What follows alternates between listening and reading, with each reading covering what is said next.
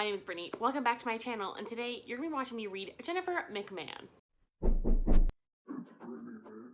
I have been a fan of Jennifer McMahon ever since I read The Winter People, which was a fantastic book that I gave 5 stars. I also read her book The Invited last year and gave that a good solid 4 stars, and I really enjoyed that as well. So I decided to embark on a Jennifer McMahon reading experience. So for this reading vlog, I picked up The Night Sister, which I didn't get a chance to read for Summerween, and I picked up The Drowning Kind, which is her new book that came out in 2021. So the first one I picked up was The Night Sister, and I actually got to 50% last night, and then I went and got my nails done today, and I got to about 71%.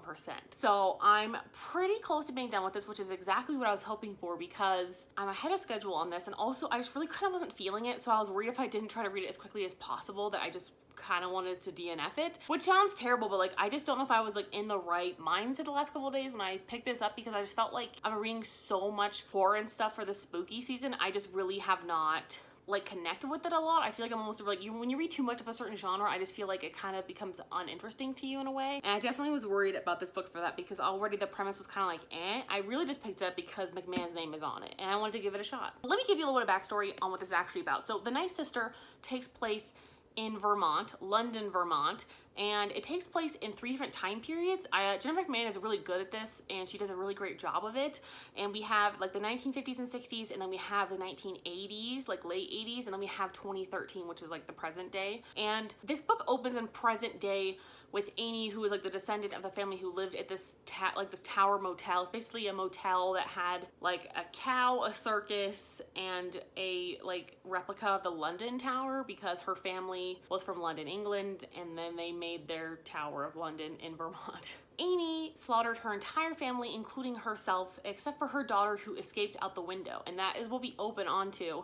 And then one of the police officers' name is Jason. He knew the girls when they were younger, back in the 80s. So it's kind of coming full circle, and you're kind of seeing all different sides of this like family tragedy and what happened to lead up to it. But it's more paranormal than anything. It's really hard to explain because there's almost like too much that goes on with these complicated plots, but at the same time, it's not a complicated plot. Because in the 1950s and 60s, we're seeing like the Tower Hotel in like its heyday, and we're following Rose's perspective, and Rose thinks her sister Sylvie is a mare, which is like a fae-like creature or something that's like a moth that can like turn into like different things and hurt people. I really don't understand what that is. I need to look up what a mare is. I've never heard of that. And Sylvie throughout the novel writes letters to Alfred Hitchcock in Hollywood because she wants to be a Hollywood star, and she's telling like all these stories of what she thinks would be making movies for him. And then we find out that obviously Sylvie ran away, or Sylvie died, or something happened to Sylvie, and she was missing along with their uncle at the time. And then in the 80s, Amy, Margot, and Piper basically find out this giant secret that has torn them apart, and they haven't talked ever since like the late 80s, really. Ever since this weird family secret of Amy's at the Tower Hotel came out. And that's really all we know, and we're just kind of getting a lot of backstory into the characters' relationships and what's kind of going on and what they think is going on, and then actually getting a few reveals. We've gotten a few reveals at this point, and like I have an idea of what's supposed to happen next, and I haven't been wrong yet. But there is one thing I can't explain yet, so I'm really curious to see how that's going to turn out. So it's definitely getting a lot better. So the first half for me was definitely pretty slow, but as soon as it came like the 50% mark, it became really interesting. And the 50% mark, it wasn't even like slow. I just feel like I wasn't really interested in the concept, so I didn't really like have an urge to read.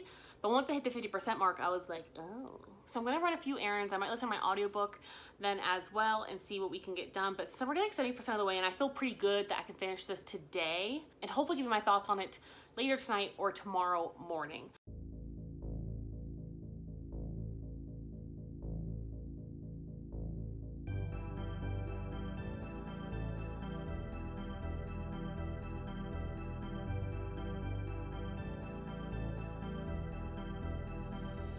I ran some of my errands, and I got myself my delicious wave bender from Bahama Bucks, and now I'm gonna dive back into The Night Sister. I have like 70 pages left, and I really just kind of want to find out what's going on, and hopefully it's really good.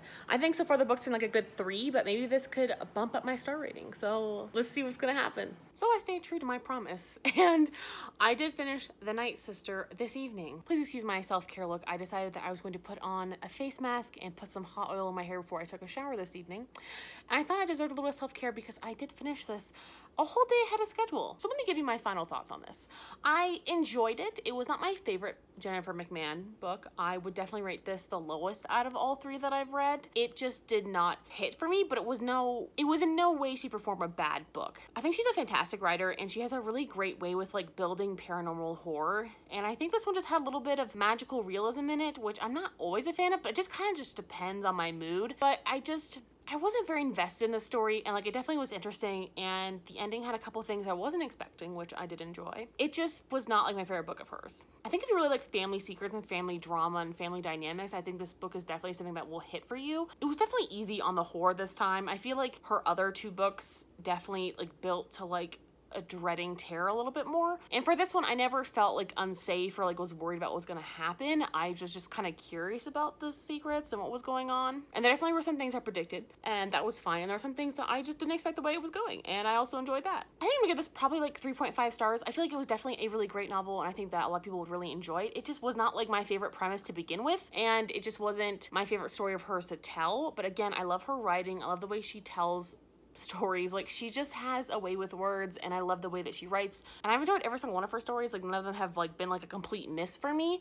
This one was just like the least interesting one for me to date. Next up is The Drowning Kind, which is her latest book. It came out in 2021, and like not that long ago. And again, Jennifer McMahon does a lot of the same tropes. She does a lot of things with sisters and family secrets and finding things on your property. And I think we have that again repeated here. But I think when the sisters drowns in a pool and she has to go back and find out what her sister was unearthing when she was researching the family history. And then again, it shoots back to a different time period. I think it's 1929. I don't know. We'll see how this one hits for me. This one is pretty much the same exact length, so hopefully I can finish this one in 2 days as well. We'll see how that goes. I've definitely been reading books a lot faster lately, but I think it's also because I'm just very motivated to read. Like, maybe not even like I've been enjoying reading, but I've just been very motivated to finish books because it just feels really good getting through some of my library TBR that I have. But maybe it's also because I'm picking up a lot of horror and thrillers lately, and I think those just read faster for me. / I just really enjoy the genres, and I feel like they're definitely some of my favorite genres I just don't really always think about, but I really love horror and thrillers. So I will see you again when I'm less scary and my face can actually move, because I feel like this is probably what Botox feels like, because I can barely move my face. Like that took so much effort. Look at this.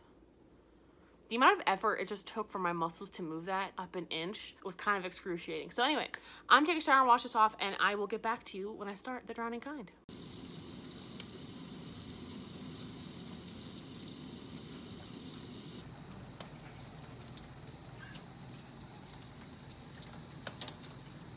So I finally picked up The Drowning Kind, and I'm definitely a smidge worried about picking up the same kind of book by the same author back to back, but I'm just gonna give it a shot. I don't really know much about this novel, but I do know it involves drowning, obviously, and it involves like these magical springs, but you have to like make a wish, but then you have to sacrifice something. So I'm only like 30 pages into it, so I honestly can't tell you much of anything.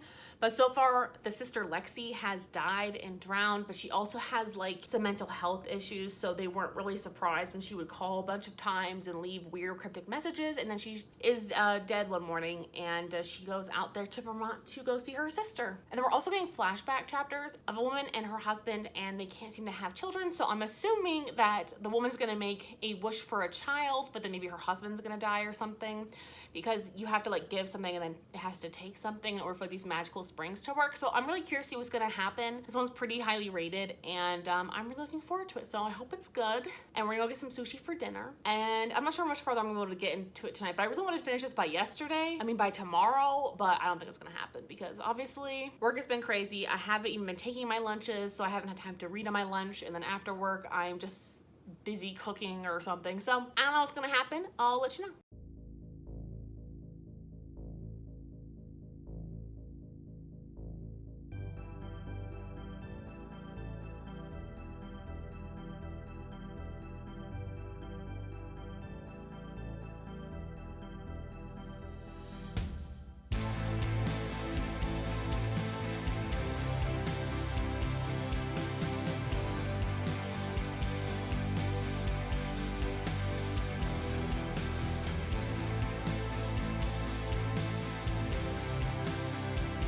So now it's the next day and it's lunchtime, and my brother got me a salad for lunch, which was really nice, and I'm going to enjoy my salad and actually try to read a little bit because I have not been reading on my lunches like the entirety of this week. Like, I've just had a really hard time with it, and I also have been skipping my lunches. But the problem is that I actually get really bad anxiety thinking about all the work that I still have to do when I get back from my lunch, and I feel like lunchtime is like just kind of a busy time because I have a lot of clients all over the US, and so like my lunchtime falls in the middle of like everyone else's like problems, I feel like. And so every time I come back from my lunch, there's always like 20 emails. It's so many more issues. So I honestly get anxiety if I do take my lunch, so I've been trying to take my lunch later if I do take it, so it's pretty late today. I'm pretty proud of myself. I finished a lot of stuff. I had a big meeting done. All my meetings are done for the day, which is a blessing when you have them all in the morning and just get them over with. So now I can actually relax a little bit and enjoy reading.